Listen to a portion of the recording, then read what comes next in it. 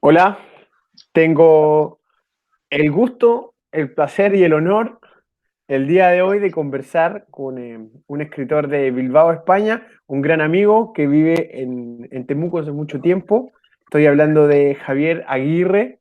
Él publicó hace un año atrás este poemario, El mar a veces. Les cuento un poco sobre Javier. Él nació en Bilbao en 1973. Él es licenciado en Filología Hispánica, es decir, estudió letras, y Filología Inglesa. He studied letters too. Es profesor de lenguas vivas como Manuel Machado. Y vive en Temuco. Ahora está en Bilbao porque la cuarentena lo dejó atrapado por allá, pero hace 10 años que vive en Temuco. Él publica ocasionalmente unas autopublicaciones de tremenda calidad, he tenido la suerte de leerlas, y bueno, esta es su primera publicación, El mar a veces. Fue editado en México y quise invitar a Javier a hablar del mar a veces, ya que es tremenda la calidad de Javier. Todos los que lo conocen pueden dar cuenta de esto. Javier, ¿cómo estás? Muy bien, Pablo. Qué bueno. A ver si nos cuentas un poco de cómo surgió esta publicación y cuánto tiempo llevas escribiendo antes de que salga el mar a veces, porque no es una publicación espontánea de alguien que de pronto escribió algunos poemas y dijo, ¿sabes que los voy a publicar? Llevas mucho tiempo escribiendo. ¿Por qué tardó tanto una publicación? Bueno, uno nunca sabe exactamente por qué caprichosamente, pues de repente se han juntado varias publicaciones, aunque no había publicado hasta el año pasado, lo que es un libro individual. Y bueno, y de repente parece que algo que estaba... Hay poemas desde 1989. Algunos de los poemas vienen de antiguo, pero creo, bueno, este es un libro, una colección que son todos de pequeño formato y que tiene, bueno, pues tiene un límite también de espacio, de número de poemas, y quise entregar algo, bueno, que tuviera cierta unidad de conjunto. Por ejemplo, que hubiese una unidad en cuanto a la puntuación. Como yo pensé, bueno, si hay algunos poemas que los tengo puntuados y otros no, pues vamos a homogeneizar eso en el libro, por ejemplo, ¿no? Y también buscar, bueno, poemas que tuvieran algún tipo de conexión, ¿no? Porque efectivamente sí, el corpus, o sea, el número de poemas que he ido escribiendo pues desde 1988-89 pues es grande, ¿no? Y ahí esto es una pequeña muestra que espero no sea, o sea, que sea una buena selección, ¿no? Sí, sin duda que es una buena selección. Yo comparto, de hecho, es una apreciación que surge inmediatamente después de leerlo, de que hay una unidad entre los poemas, que incluso si yo quisiera considerarlo todo un poema, podría hacerlo. Yo no sé si estás de acuerdo con lo que te voy a plantear, Javier, pero yo estaba pensando en algunas claves como para entrar a tu poesía, sobre todo la poesía del mar a veces, y encontré algunas pistas, algunas palabras clave, en el sentido de algunas palabras que son como una llave que permiten abrir este universo, y esos son, por una parte, el sol, la luz. Encontramos mucho el sol en este poemario, encontramos los árboles y las hojas, también encontramos la sangre, el corazón, y algo que está constantemente y se repite de manera casi obsesiva es la palabra misma que aparece dentro del poema, la poesía que aparece dentro del poema, como también, por supuesto, a veces aparece el mar, las olas y también la noche y la sombra. Te pregunto si te parece que son buenas palabras clave, buenas llaves para entrar al universo del mar a veces. Sí, yo creo que sigo siendo, bueno, un poeta elemental, ¿no? Ayer lo comentábamos un poco, pero yo creo que siempre sigo estando en este paisaje en el que estoy ahora mismo, mirando al mar, por cierto, un mar embravecido, un mar que se parece mucho también al Pacífico, que no hace honor a su nombre, ¿verdad? Y en el que también he encontrado un hogar también en algún momento, ¿no? No sé, yo a veces me acuerdo de los poetas del 27, que son igual, quizás son mi referente más importante desde que empecé a escribir en esos años de adolescencia, estamos hablando justamente de los años del año 89, y cómo, bueno, pues recuerdo que de poetas como Jorge Guillén o como Luis Cernuda, se decía que en realidad, aunque su obra hubiese estado eh, esparcida o dividida en distintos volúmenes, en el fondo hay una unidad, ¿no? En el fondo como que uno escribe un libro. Yo creo que eso es así. En mi caso, por lo menos, creo que sí es así, ¿no? Que uno está escribiendo un solo libro, aunque se pueda dividir o se pueda presentar de muy distintas maneras, aparentemente muy distintas o en conjuntos que le dan una cierta unidad de capítulo, pero creo que uno escribe un libro, ¿no? Creo que uno escribe un libro. Oye, interesante eso que estás diciendo, pero me parece que ese acercamiento habla también de una madurez y una reflexión al respecto de lo que está haciendo. No encontramos en tu trabajo y en el trabajo de muchos poetas, como tú lo mencionas muy bien, no encontramos la exploración, la búsqueda de alguien que no está seguro al respecto del universo que está habitando. Tú dices que que tu poesía es de alguna forma una poesía elemental. Son pocos los elementos que hay ahí, pero a partir de ese elemento se configura un universo, como si todo estuviera muy bien reflexionado desde antes, estuviera muy bien pensado. ¿Te parece que es así, que tienes más o menos pensado cómo te gusta tu universo poético, que lo tienes definido y lo habitas de manera natural, o estás siempre probando, estás experimentando y estás tanteando técnicas que te permitan acercarte a una mejor expresividad? No sé si se Mira, entiende lo que digo. sí, mira, yo creo que tampoco es algo estático, ¿eh? Espero que no lo sea, ¿ya? Creo que mi llegada a Chile también, hay que también, debo reconocer que yo provengo, digamos, de un conocimiento, de una tradición, a veces quizá demasiado clásica también en lo formal, ¿no? Aunque desde siempre he escrito también verso libre al lado de estrofas más determinadas, ¿no? Como el soneto o como simplemente escribir en endecasílabos y heptasílabos, ¿no? Eh, creo que el encuentro con la poesía chilena me ha servido también para flexibilizar esas rigideces, ¿no? Y que, bueno, pues ahí hay un tira y afloja.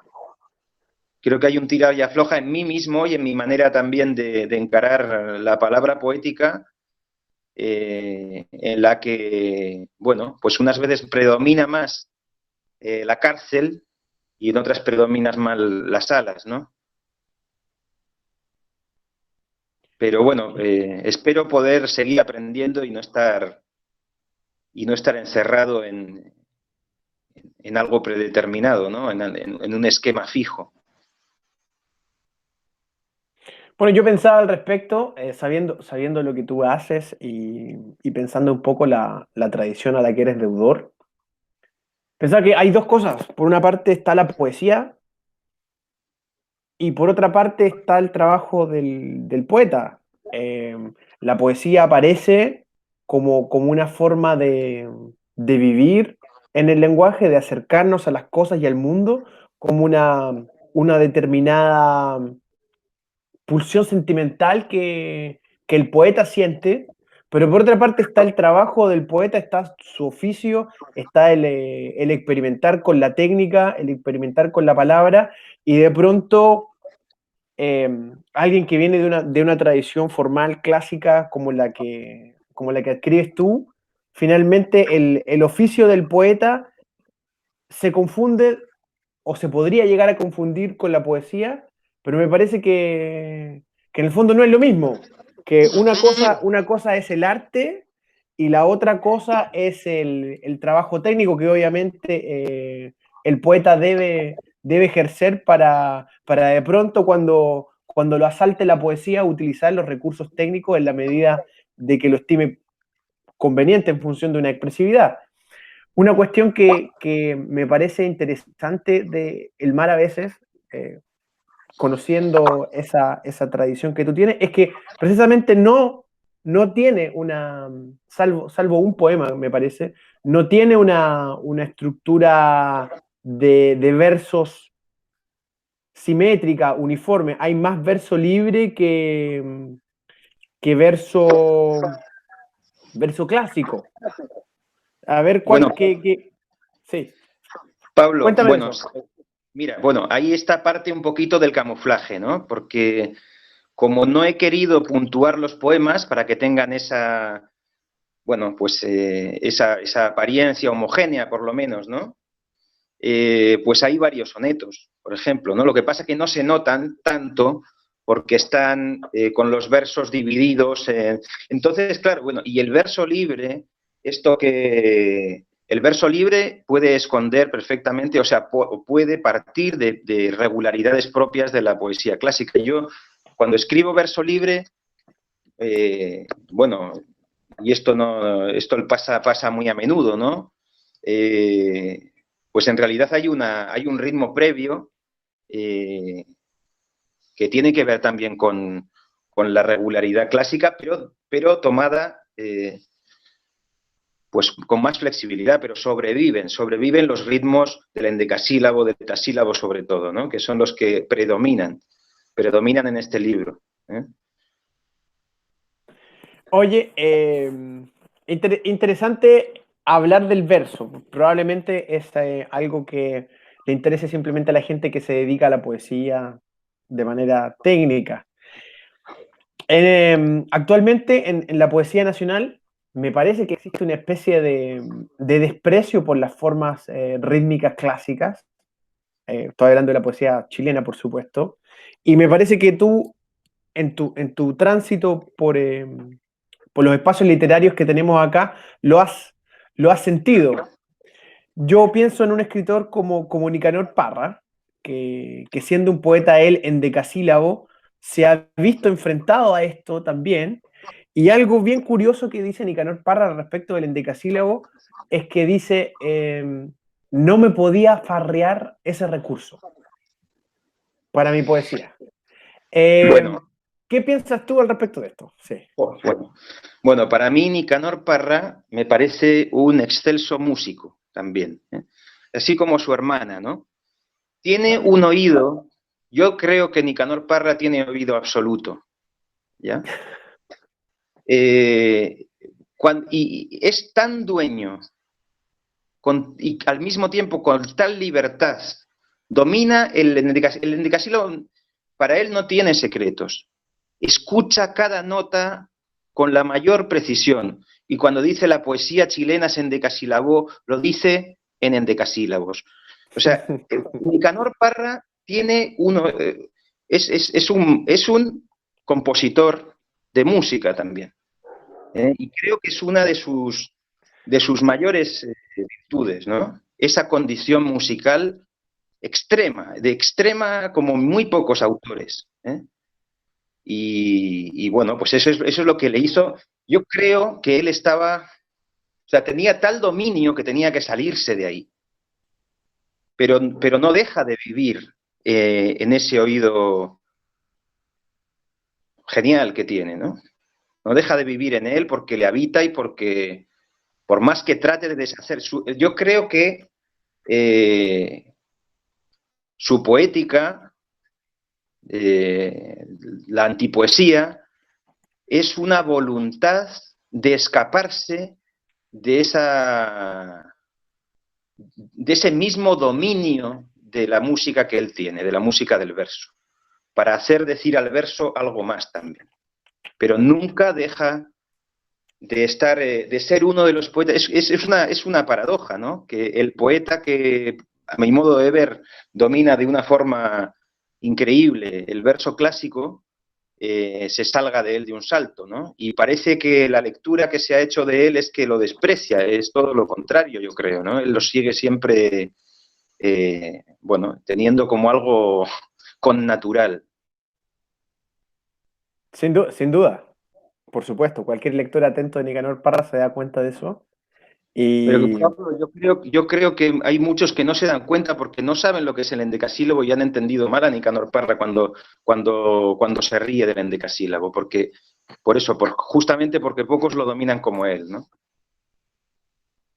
puede ser, puede ser. Sí, ¿te parece a lo mejor que hay una, o sea, yo lo veo un poco así, no sé si tú compartes esta apreciación, que hay un poco de ingenuidad en la postura de rechazar simplemente o simplonamente las formas clásicas en la construcción de la poesía o el poema? Es que, bueno, insisto, volviendo a Nicanor Parra, él las rechaza, pero después de dominarlas, conocerlas, tenerlas, bueno, en realidad no las rechaza nunca, ¿eh? Entonces hay que entenderlo en ese sentido. Yo creo que, bueno, esos versos de Machado que siempre, cuando habla de Castilla en un poema, dice, envuelta en sus andrajos, dice, Castilla miserable, ayer dominadora, envuelta en sus harapos, desprecia cuanto ignora. Eh, Despreciar lo que se ignora no es la poesía, no es la postura más sabia, ¿no? Claro. Entonces, y despreciar lo que se ignora me parece de una soberbia patética, la verdad. ¿Eh? Yo creo que lo que tenemos que hacer es tener curiosidad y tratar de seguir aprendiendo. Es difícil mantenerse con el espíritu del estudiante, pero creo que es lo que nos toca, ¿eh? Creo que tenemos un tiempo limitado, aunque pueda ser también amplio, ¿no? Para seguir aprendiendo, y creo que siempre es tiempo, pero esa arrogancia, ¿no? El desprecio del otro, me parece, me parece una postura que no me cae bien, la verdad. Oye, Javier, me voy a permitir leer un poema tuyo al respecto, un poco de lo que estábamos hablando y ya para concretizar, se llama Hacia otra poética. Se trata de desperezarse, de apartar las sucesivas películas del aire, de correr uno tras otro los visillos, los cristales del intelecto, hasta dar con la transparencia y ver el árbol, meciéndose en el viento, cimbreado por la luz recién llegado. Mira, yo me gusta porque esta relación que yo encuentro que también tiene tu poesía, y tú me puedes decir sí o no, que hay una relación con la verdad. Obviamente yo interpreto la abundancia de sol y la abundancia de luz en tu poesía, la interpreto platónicamente. O sea, si recordamos un poco esta alegoría de la caverna, donde unos cavernarios que somos todos nosotros habitamos en una cueva y somos engañados por unas figuras que aparecen atrás en la proyección, ¿cierto? A partir de un fuego están proyectadas estas figuras en la caverna y vivimos engañados pensando que esa es la realidad. Pero si salimos de la caverna y nos encontramos con la luz del sol, podemos ver finalmente las cosas como son. Pero la luz del sol representa la verdad y representa las ideas, ¿cierto? Y esta ascensión del cavernario por la caverna en la tradición clásica representa la ascensión de pasar de una realidad común, pedestre, a una realidad más elevada, a una realidad del mundo de las ideas, interpretada platónicamente. Y la luz, ¿cierto? El intelecto, la razón, el sol, ocupan este lugar de la verdad. Entonces, esto de desperezarse, de salir de un sueño, ¿cierto? De apartar las sucesivas películas del aire, como si el aire o la cotidianidad nos ocultaran de alguna forma la realidad, correr los visillos, ¿cierto? Para ver mejor, ¿cierto? Esta metáfora de fondo que la verdad se aprecia con los ojos, ¿cierto? Y sacar los cristales del intelecto, como si también la poesía fuera la forma más verdadera de habitar el mundo o de entenderlo. ¿Te interpreto bien si encauzo tu poesía solar como una poesía de la búsqueda de la verdad de la poesía? Me estaba acordando de Kimantú, ¿no? De la editorial Kimantú, El Sol del Conocimiento, ¿no? Sí. Kimantú, qué nombre tan bonito para una editorial y lo hermosa que era su tarea, ¿no? De divulgar con tiradas que ahora no podemos casi ni, son impensables, ¿no? El número de ejemplares que se publicaba en Kimantú, ¿no? Eh, Recuerde el alma dormida, avive el seso y despierte, ¿no? Como dice Manrique también. Bueno, pues mira, ese poema precisamente no creo que le debe más a ese encuentro con la libertad de la poesía chilena, ¿no? Con el justamente tratar de superar esos límites de las estructuras ya prediseñadas o premodeladas, ¿no? En ese sentido yo también ahí ando entre estas dos aguas, ¿no? Y sí, bueno, me parece muy pertinente tu lectura platónica, ¿no? Sí, bueno, es que lo que pasa que ahí podríamos pensar que lo platónico, que es ideal, pero se trata de justamente de tratar no de pensar en un ideal, ¿no? Sino de encontrarnos. O sea, qué difícil es comunicarse o encontrar la realidad, ¿no? Eso que llamamos realidad, que siempre se nos escapa y siempre se nos va a escapar, ¿no? Hablemos de categorías kantianas o hablemos de todo lo que nos puede impedir comunicarnos y encontrarnos allí donde estamos, ¿no? Y encontrarnos al misterio de la existencia, ¿no? Está Todos estos interesante eso. espejos que son sociales y las sucesivas pantallas en las que nos incomunicamos, ¿no? O los Está muy... esquemas mismos de las ideologías que pareciera que favorecen el encuentro y al final provocan un desencuentro continuo, ¿no? Y no poder comunicarse con el otro porque hay telones y películas y prejuicios, ¿no? Entonces, tratar de llegar a la conversación, ¿no? Qué importante, ¿no? Y escucharse y verse, ¿no? Y a mí me da la impresión de que también clama por una forma de expresión poética en la búsqueda de la verdad. Porque, como te señalaba, veo en tu poesía una constante por hablar de la poesía, del poema. De hecho, me parece que el poema que leímos recién, Hacia otra poética, habla precisamente del decir poético, pero ese decir poético en la luminosidad, en el sol, y aparece también la figura del árbol, hasta dar con la transparencia y ver el árbol, meciéndose en el viento.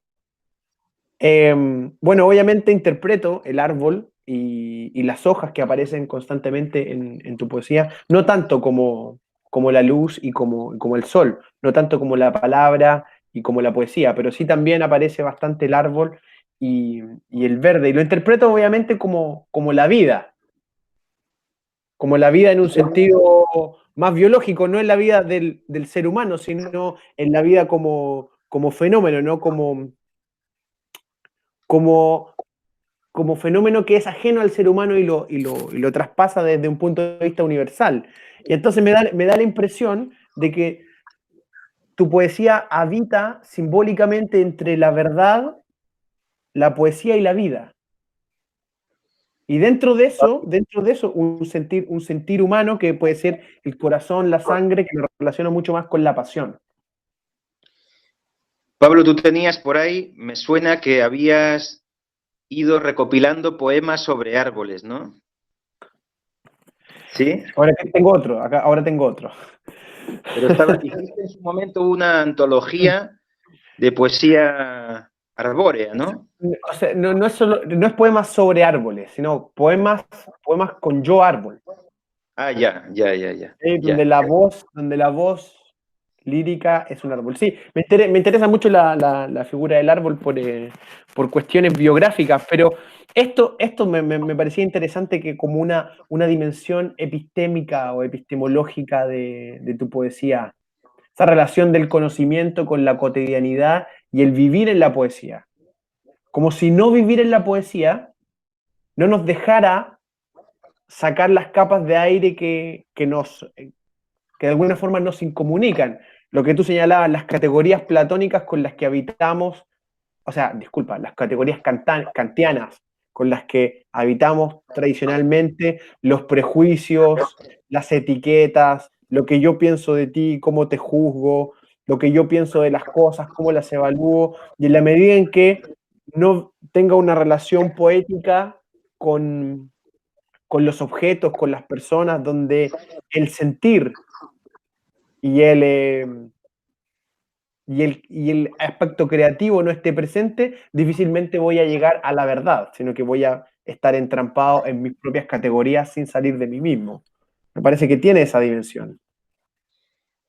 O estoy Sí, forzando lo sí, que sí. estás diciendo. Bueno, como te comento, sí, pues ese también, además, salir de mi propia poética, salir de mi propia tradición poética y escuchar la escritura y las voces bueno, del entorno de donde he vivido ya 11 años en Temuco también, ¿no? Que son, que bueno, que quizá también, o sea, una cosa es despreciar lo que hablábamos antes de despreciar el endecasílabo y otra cosa es efectivamente ese afán o esa intención, esa búsqueda auténtica de, de una expresión genuina, ¿no? Que eso es muy valioso y eso lo reconozco también en el entorno y efectivamente, pues sí, el endecasílabo es algo también, ¿por qué no prescindible? Y en ese poema, por ejemplo, no hay ninguna métrica reconocible, ¿no? Oye, Javier, y al respecto de habitar un universo poético, porque sumergirse en tu poesía y sumergirse en la poesía del mar a veces es entrar a un universo poético. Y bueno, tú señalabas que en tu propia experiencia como escritor, como poeta, lo que has vivido este último tiempo es, no sé si la confrontación o el tratar de equilibrar distintas tradiciones en la cual te formaste y en la cual fuiste de alguna forma, viniste cayendo en este contexto literario nacional de Chile. Una figura muy importante, como me imagino ya te has dado cuenta, es la figura de Jorge Tellier, sobre todo en la poesía del sur de Chile. Me parece que la mayoría de los escritores con los que tú te relacionas habitualmente lo tienen en alguna forma como de altar, y es una de las voces que es muy difícil eludir si es que te quieres formar o quieres profundizar un poco en lo que se está haciendo hoy en día acá. Si tú te fijas en el universo poético que tiene Jorge Tellier, es altamente simbólico, por supuesto, es tremendamente unitario, pero lo que tiene es que por lo general habita con elementos que están dentro de la casa. Es decir, hay muchas mesas, hay cortinas, hay pisos, hay techos en su poesía. Está la relación del sujeto con su interioridad. Lo que encontramos en tu poesía es completamente distinto. Es una poesía de estar afuera de la casa, incluso afuera del contacto con los elementos casi humanos, sino con el elemento bruto de la naturaleza, con el agua, con el sol, con el árbol, el viento, el mar, como si nos encontráramos de pronto en un universo salvaje y elemental. Mira, Pablo, aquí al lado, donde estoy, hay una playa que le llaman todavía, tiene un nombre en euskera que es Barinache, tiene otro nombre en castellano que es la playa salvaje. ¿Ya? Y sí, pues yo estoy contento. Bueno, ahora todo esto ha cambiado mucho y está todo edificado. Todo esto era campo, ¿no?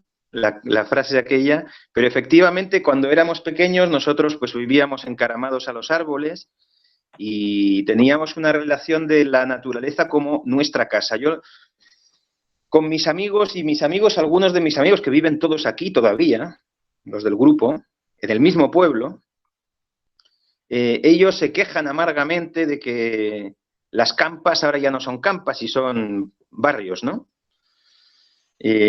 Como que les hubiesen robado, que es por cierto algo muy parecido que le pasó a Unamuno cuando creció Bilbao, ¿no? Eh, bueno, es un poco, es el tópico del todo esto era campo, pero en el fondo tiene que ver con una vivencia íntima, íntima de relacionarse con el entorno natural como tu propia casa, ¿no? Y de la intemperie como tu hogar. Y esto cuando ha sucedido en la infancia es muy difícil de borrarse o de pasar veranos completos en la playa, ¿no? Y sin tener reloj y sin medida del tiempo en el que era, bueno, pues estaba el sol, el mar y eso es como una pila cargada, ¿no? Que sigue ahí habitando a uno, ¿no?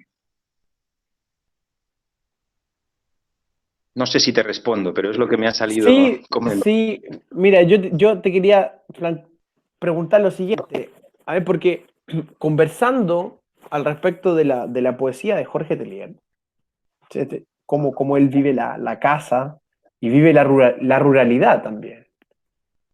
Hay algo que no está, hay algo que no está en la poesía de Jorge Telier y que de alguna forma es necesario reponer, que es qué pasa con las vidas en las grandes ciudades. Es decir, el contexto histórico en que surge la poesía de Jorge Telier no es un contexto premoderno, muy por el contrario, es un contexto de modernidad absoluta, que se renueva, que avasalla con los campos, que avasalla con los hogares, que de pronto pone televisiones, refrigeradores, hornos microondas, nos llena de autos en las calles, de cables, teléfonos celulares, las ciudades se atestan de personas.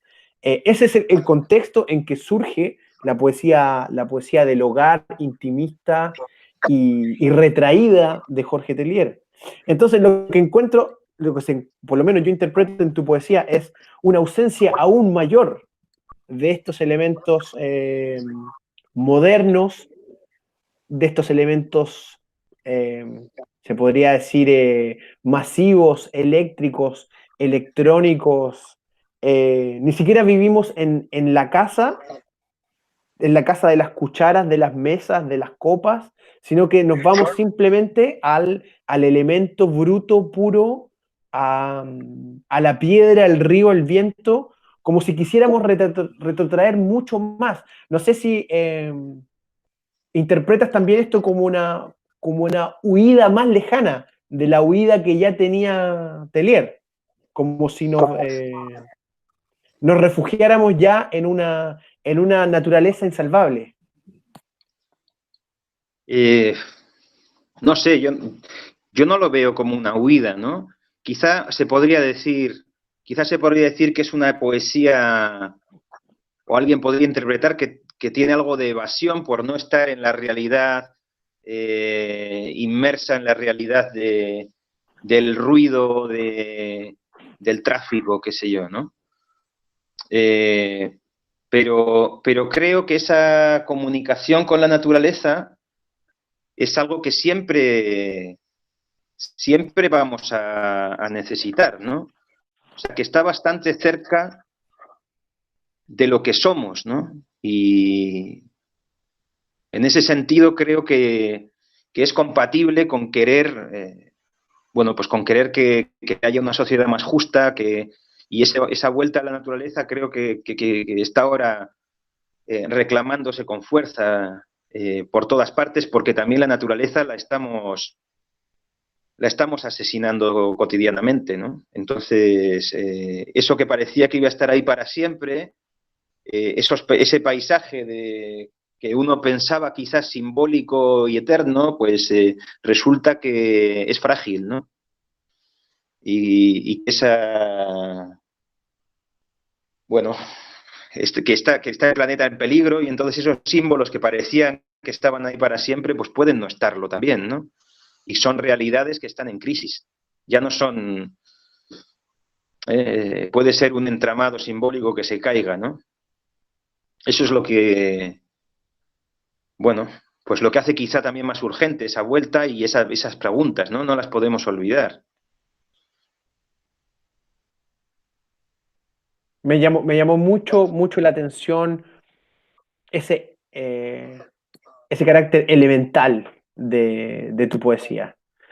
Lo encontramos, por ejemplo, en otros poetas locales como Leonel Laff, o en algunos escritores mapuche, que están muy cerca del mundo natural y del mundo elemental, donde el río, el viento, el fuego son espacios del vivir cotidiano o incluso también idealizado de un pasado donde la modernidad no interfería con el vivir mapuche.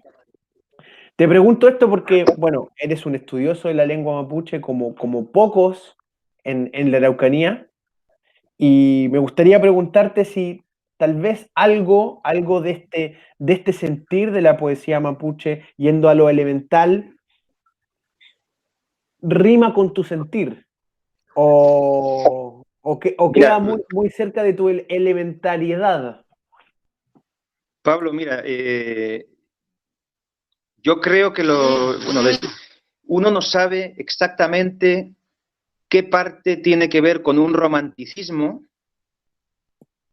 o qué parte es algo, un instinto propio. Por ejemplo, ahí hay uno de los poemas que escribí en 1989 que se llama Reverdecer. ¿Ya? Este es un poema ¿Lo que leo? ¿lo puedo leer yo? Dale, mejor. Bueno, te cuento, este poema lo escribí sin tener lápiz ni papel, y había habido una sequía de meses. Normalmente el paisaje vasco es muy verde, en el norte, ¿no? El sur del País Vasco no tanto, pero en el norte es muy verde y estaba todo amarillo porque llevaba meses sin llover, algo que es muy raro por aquí. Y bueno, justo yo subía la cuesta hacia mi casa, por aquí mismo al lado, y empezó a llover. Y entonces así como caminando fueron llegando los versos que los fui memorizando hasta que llegué a casa y los pude escribir, y por eso todavía los recuerdo, ¿no? Bueno, entonces dice así: estabas esperando, tierra mía, la lluvia que te reverdeciera. Fuiste amarilleándote, secándote, hasta no entender nada y enterrarte en ti misma. Hoy llueve y llueve y llueve, y hoy verdean las hierbas que un aliento de viento suave mueve.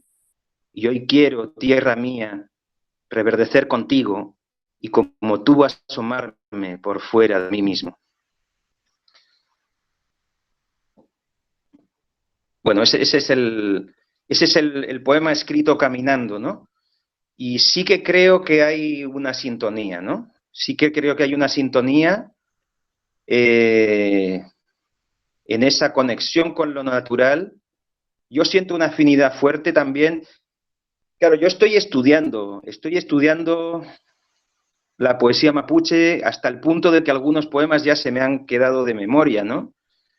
Y en ese aprender, estudiar mapuzungún también, pues y quizá a mí me gustaría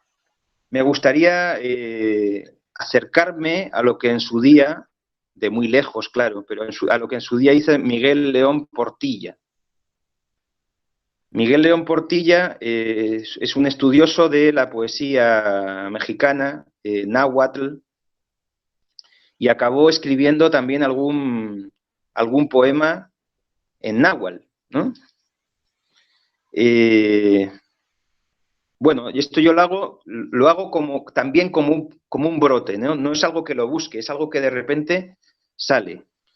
Y bueno, y a mí la conexión con el mapuzungún también me ha refrescado mi lengua, la lengua de mi tierra, el euskera, que es la lengua más antigua de Europa, y que también guarda dentro de sí esa profunda relación con el territorio.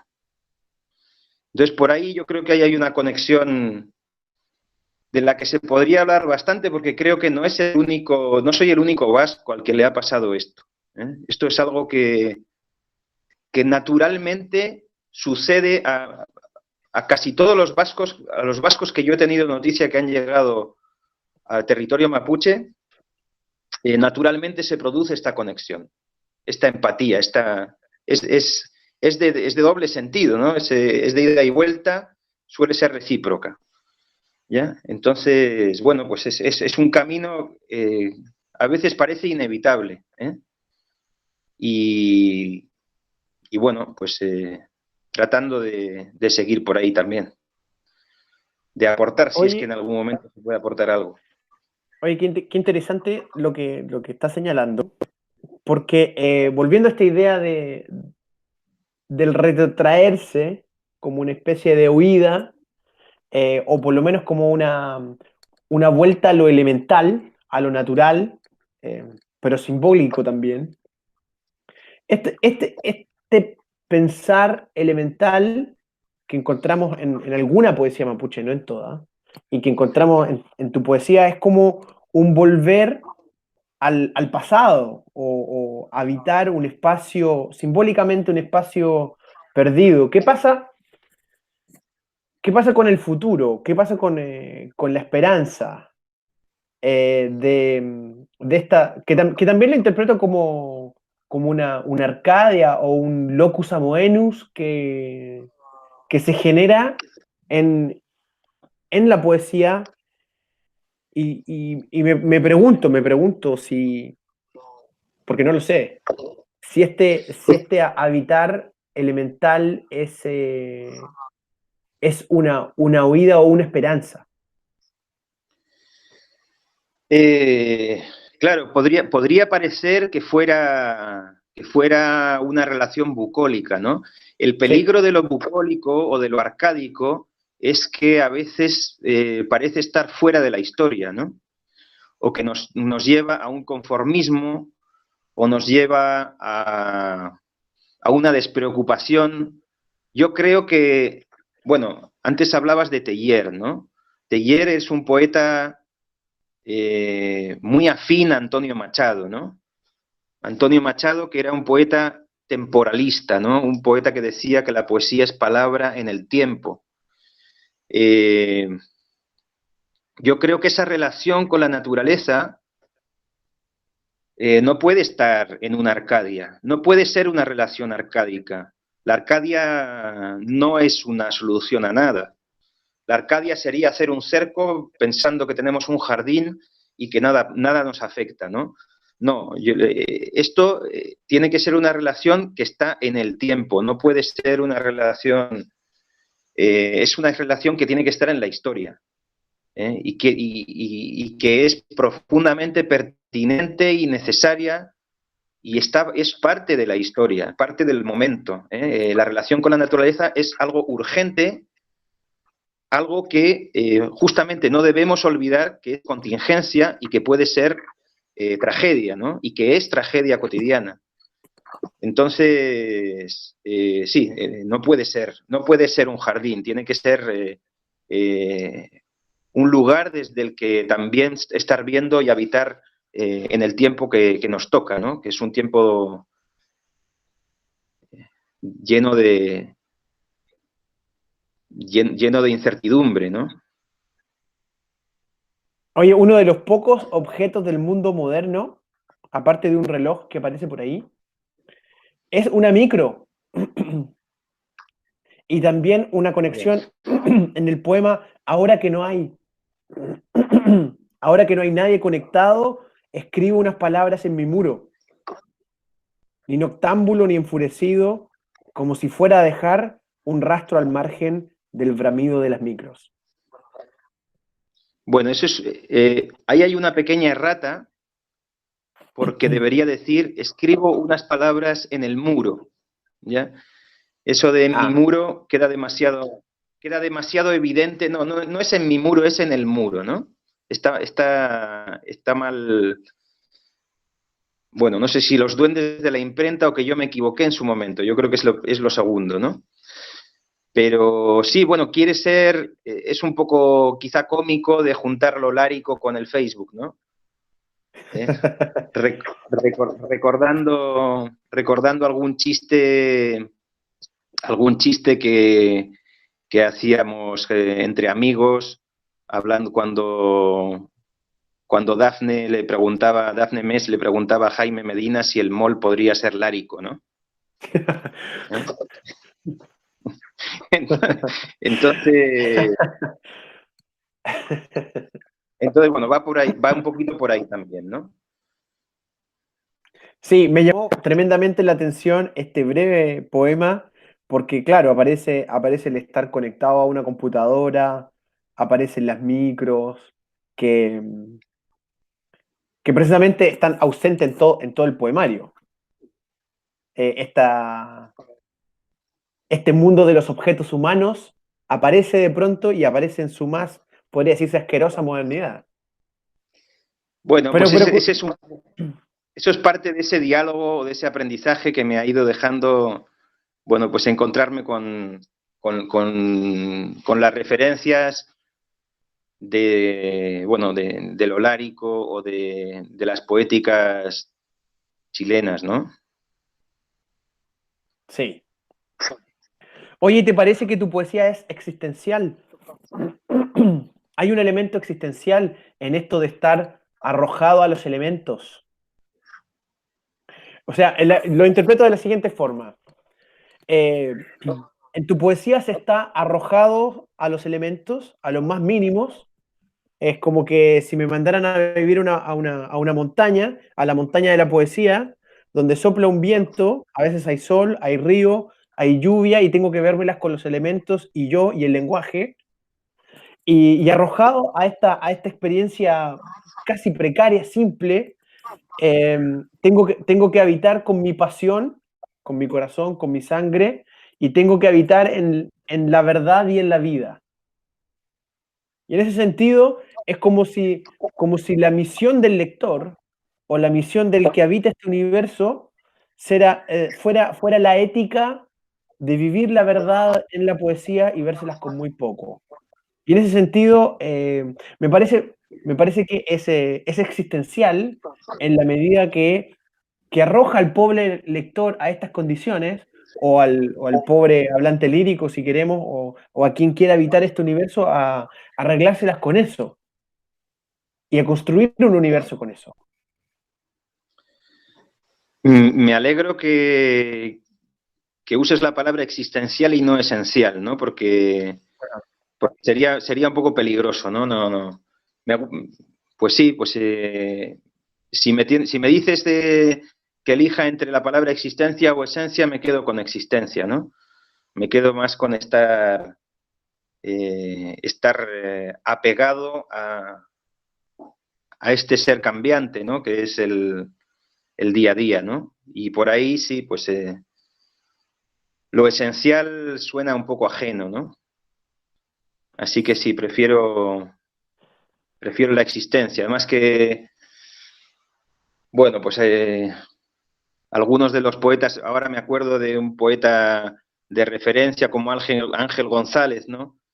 Que seguramente me ha dejado alguna huella y que se podría calificar seguramente como un poeta existencialista, ¿no?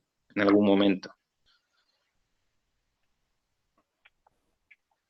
Mira, yo hice unos ejes para guiarme en este universo. Sergio, de tu carreta. Los ejes de tu poesía. Y por una parte, bueno, lo que más predomina aquí, y que son el eje central, es la relación entre poesía y lenguaje y verdad, luz, sol. Por una parte, luz, sol, la verdad, y por otra parte, la poesía, son los ejes principales. Es el eje principal, el tránsito entre la poesía, el lenguaje y la verdad. Pero por otra parte, como dos hemisferios importantes, si consideramos este eje como un eje polar, como dentro de estos dos polos, tenemos dos hemisferios importantes que son, por una parte, el infinito y la muerte, representado por el mar, que a veces aparece el mar aquí, eh, y por otra parte, la pasión y la vida, que está representada por los árboles y el verdor. Y dentro de este cuadrante que yo me hacía para habitar este universo poético que tiene el mar a veces, empecé a establecer relaciones entre el eje principal y el eje, se podría decir, secundario. Entre la poesía y la pasión, por ejemplo, aparece el ser de la vida. Entre la poesía y el infinito aparece el no ser de la vida. Entre la verdad y el infinito aparece la luz.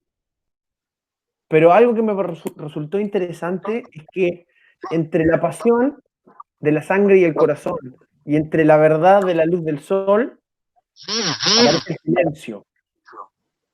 Aparece el silencio. Y me parece que el silencio viene a ocupar este espacio de la simpleza, de lo elemental y de lo mucho que no está dicho en tu poesía. Es decir, en tu poesía hay muchas cosas entre líneas. Hay mucho de no decir y hay mucho de decir diciendo poco. Eh, Me parece que esto queda tremendamente representado en Límpiame de palabras la palabra.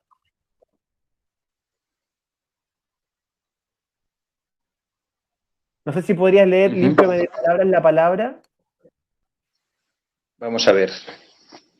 que además es el único caligrama que está en el poemario, que es muy significativo por lo demás, en la medida que el caligrama muestra algo que no se dice. Entonces, ¿Qué página es, Pablo? en la 24. Ya. Sí, en su momento, en algún momento se llamó copa de silencio, ¿no? Porque tiene la forma de una copa. Uh-huh. Límpiame de palabras la palabra, que salga libre de tu boca oscura, sola, silenciosa palabra. Palabra no palabra, misterio donde no digo nada, tu nombre. Este poema es del 98, me parece, si no recuerdo mal. Oye, Hay pero ¿estás de ciertos acuerdo con nombres, que hay mucho silencio aquí? hay ciertos nombres que acaban a uno deslumbrándole, ¿no? Y salen de ahí esas palabras que no son palabras, ¿no? Están comunicando algo más que su nombre, ¿no? En ese misterio, ¿no? La poesía es el misterio, todas las cosas tienen su misterio y la poesía es el misterio que hay en todas las cosas que decía Lorca, ¿no? Y que seguramente podrían asumir Teillier o Machado, ¿no? Y hay nombres que también tienen ese viento propio que uno no sabe definir, pero... Y la poesía quizás es ese balbuceo, ¿no? Ese balbuceo, ese eco del silencio donde está la verdadera palabra, ¿no? Hace poco leía un poema de Juan Cameron sobre una ballena azul que habita en el gran silencio, ¿no? Y que de repente surte un chorro y la vemos aparecer y canta. Claro, se escucha lo que sale a la superficie, pero lo que hay en lo hondo es inmensamente mayor y no puede ser nombrado, ¿no? Es otra canción, es otra canción, es otro cuento, ¿no? El silencio es la voz más elocuente, aunque tal vez prefieras que lo cuente.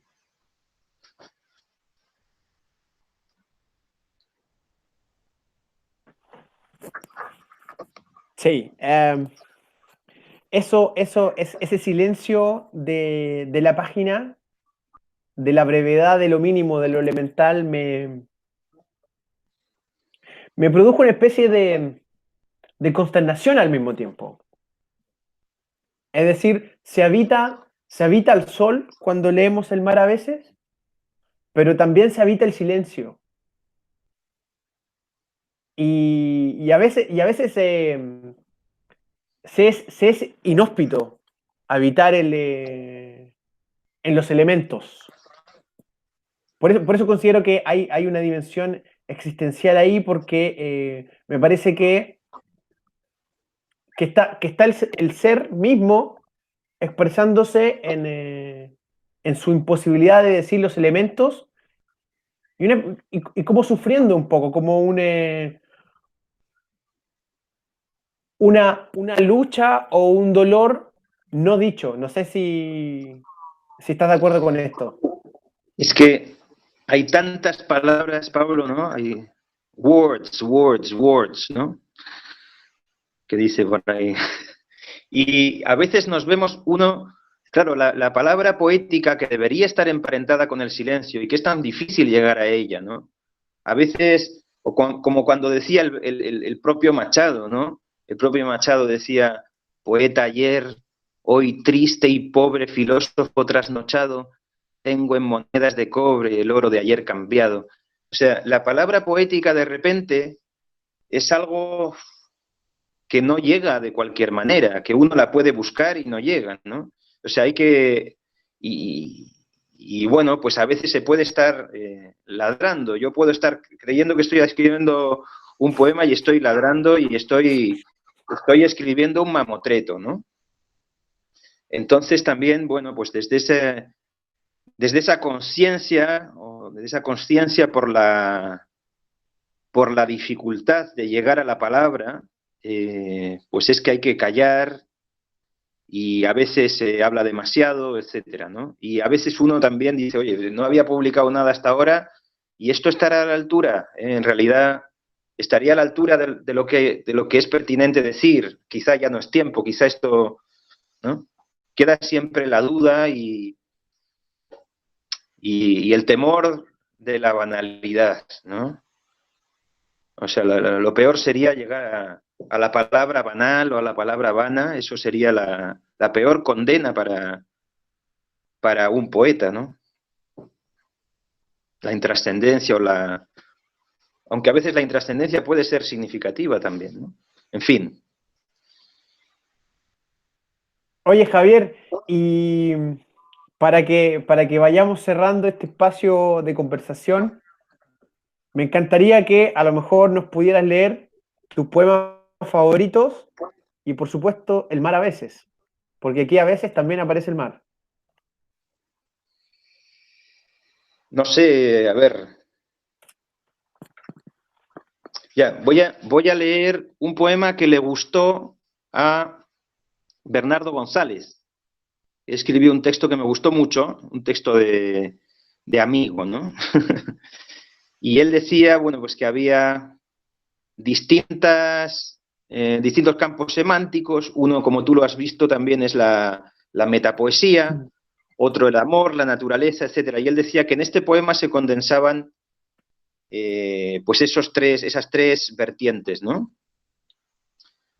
Entre líneas. ¿Qué dicen esas líneas que no puedo leer? Los versos que no das, lo que no dices, ¿Qué dices entre líneas? ¿Qué escribes en la arena?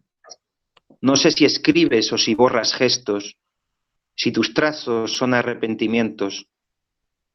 Mueves el agua con tus manos y llevan las olas mi esperanza.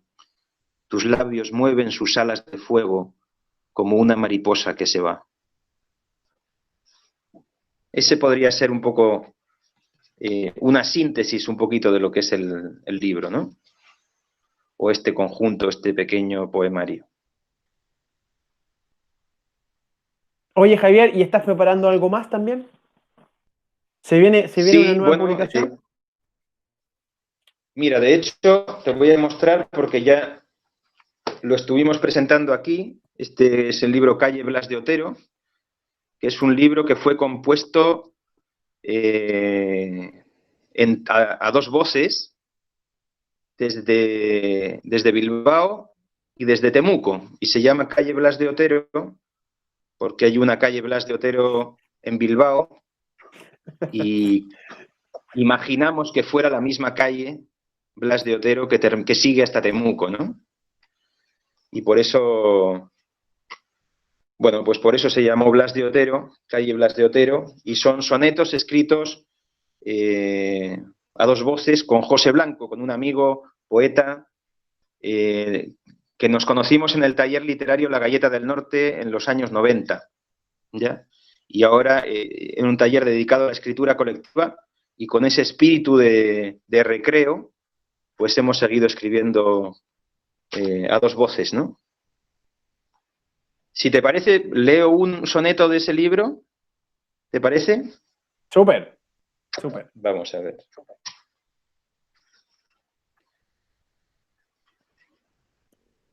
Ya, bueno. Mira, este es un poema que José tiene un grupo de música que se llama Maybe y los vietnamitas blancos, y también es una canción, ¿no? Está musicalizado, así que, y está con el código QR, se puede escuchar en el libro, ¿no? Espero poder presentar este libro en Temuco en unos meses más. Se llama Conexiones, hablando de las conexiones y de... Este es bastante actual por el contexto de incomunicación y de comunicación virtual en el que estamos, ¿no? Baja esa luz aquí donde te vea, sube esa rama donde no termine, todas las nubes quieren hacer cine, mientras sigue subiendo la marea.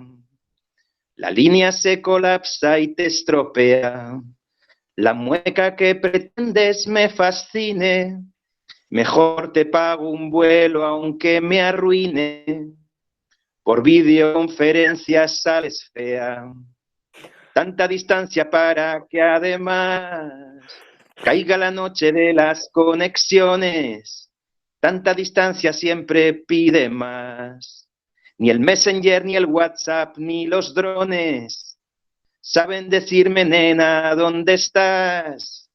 ¿De dónde te descargas mis canciones? Tan, tan, tan, tan, tan. Así es ese es uno de los sonetos del libro, ¿ya? Mira, interesante, interesante. Bueno, Oye, ¿y cómo ha estado entonces la recepción del mar a veces por allá? mira, pues aquí, cuando estábamos presentando Calle Blas de Otero, pues simplemente también he compartido un poquito el mar a veces. No he hecho presentaciones. Si hubiese estado el contexto más favorable, seguramente habría organizado una presentación, pero lo que he hecho es presentarlo acompañando Calle Blas de Otero, así, sin presentación propia, digamos, ¿eh? Pero bueno, igual algún interesado ha aparecido. Hoy entonces te tenemos de vuelta, Javier, no te vas a quedar por allá. Parece que la Araucanía te Bueno, llama de vuelta. estoy volviendo enseguida ya. Si es que, si es que no se cancela el vuelo de nuevo, porque yo tenía que haber vuelto en abril y se canceló el vuelo, y ahora tengo el vuelo a finales de octubre. Así que dentro de poco debería estar de vuelta. Bien, oye Javier, te agradezco tremendamente este tiempo, la disposición que tuviste para conversar del mar a veces. y te esperamos por acá, pues.